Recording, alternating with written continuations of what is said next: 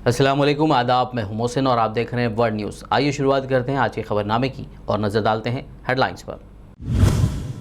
काबुल हुकूमत और तालिबान के दरमियान अमन मुज़ाकरात जारी। पहले दिन तालिबान के वफद के सरबराह ने अफगानिस्तान में इस्लामी कानून के निफाज की पेशकश।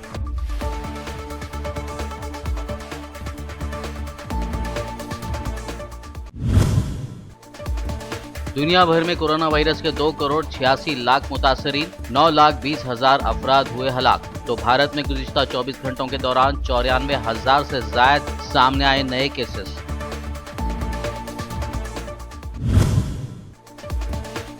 साबिक मरकजी वजीर डॉक्टर रघुवंश प्रसाद सिंह का हुआ देहांत। राष्ट्रीय जनता दल में गम की लहर। लवाहिकीन में 2 बेटे और 1 बेटी शामिल।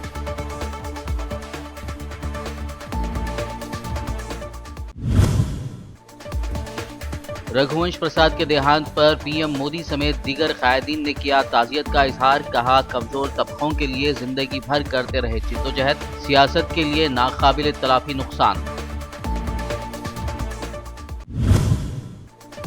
कल से शुरू होगा पार्लियामेंट का मॉनसून सेशन। 4 बिलों की मुखालिफत कर मईशत, कोरोना, चीन का मसला पार्लियामेंट में उठाएगी कांग्रेस।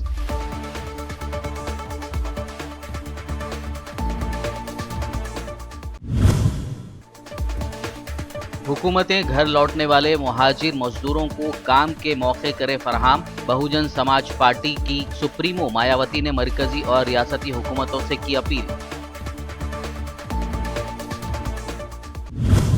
और अब खबरों की तफसील। काबुल हुकूमत और तालिबान आज इतवार के दिन भी दोहा में अमन मुज़ाकरात का सिलसिला जारी रखे हुए हैं। इस मुज़ाकराती अमल का मकसद अफ़गानिस्तान में क़याम अमन है। गुज़िश्ता रोज़ इस मुज़ाकराती अमल के पहले दिन तालिबान के वफ़द के सरबराह मुल्ला अब्दुल गनी बिरादर ने कहा था कि अफ़गानिस्तान में इस्लामी कानून का नफाज किया जाना चाहिए। उधर अमेरिकी वज़ीर ख़ारजा माइक पोम्पियो ने अतराफ़ पर जोर दिया है कि उन्हें अफ़गानिस्तान में अमन के लिए इस सुनहरी मौके को हाथ से ज़ाया नहीं करना चाहिए। नाक़िदीन के मुताबिक ये मुज़ाकराती अमल कई बरसों तक जारी रह सकते हैं। सऊदी अस्करी इत्तेहाद ने यमनी दारुल हुकूमत सना में हौसी बागियों के ठिकानों को निशाना बनाया है। इतवार के रोज़ सऊदी नशरियाती इदारे अल अरबिया ने बताया कि जंगी जहाज़ों ने ईरान नवाज़ बागियों के फ़ौजी तनसीबात पर हमले किए। मज़ीद बताया गया है कि इस कार्रवाई में हौसी बागियों के 4 ड्रोन तैयारों को भी तबाह किया गया है। ये फ़ौजी कार्रवाई एक ऐसे वक्त में की गई है जब जुमेरात के दिन ही हौसी बागियों ने रियाज़ में एक हदफ को निशाना बनाने का दावा किया था। बता दें कि गुज़िश्ता 6 बरसों से जारी इस अस्करी बहरान की वजह से 1 लाख अफराद हलाक हो चुके हैं।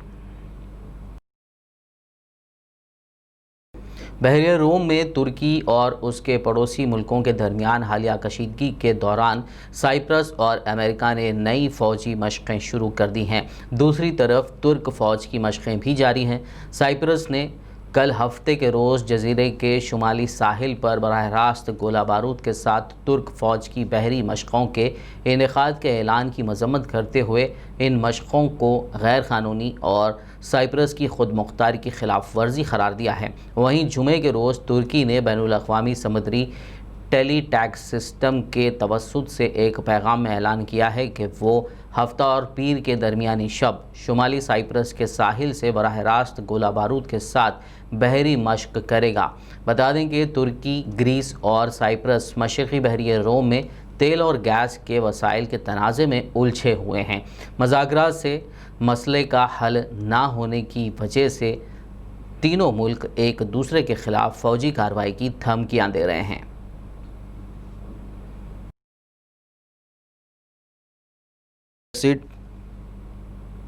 जर्मनी ने कहा है कि बरतानिया का किसी मुत्तफ़िक़ा मुआहदे के बग़ैर ब्रेक्ज़िट पर अमल दरामद करते हुए यूरोपीय यूनियन से निकलने के संगीन नताइज बरामद हो सकते हैं। जर्मनी का कहना है कि गैर मुनज़्ज़म या फ़ौरी तौर पर यूरोपीय यूनियन से निकल जाने के मुआशी और मुआशराती तनाज़ात खड़े हो सकते हैं।